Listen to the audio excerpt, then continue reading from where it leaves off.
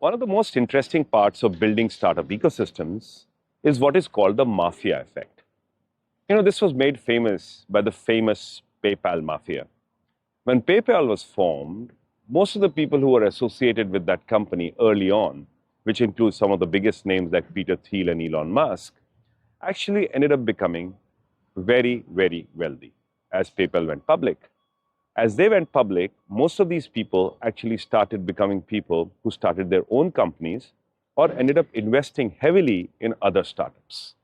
And that gave it the name of the PayPal Mafia.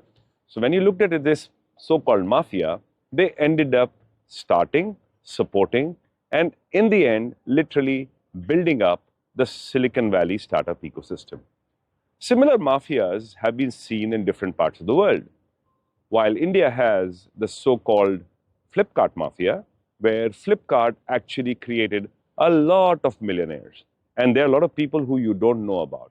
While usually the founders are pretty well known, there are usually hundreds of people who end up getting a lot of liquidity in such an exit.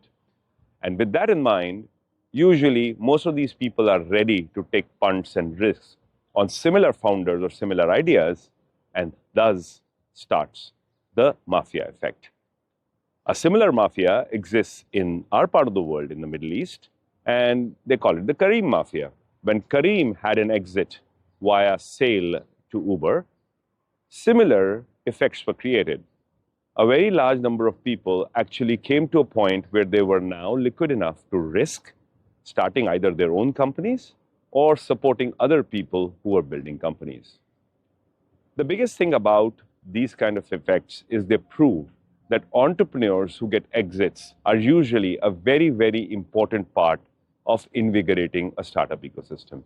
So as we get mature and we see more exits, we see more people and more so-called mafiosi who end up supporting ecosystems.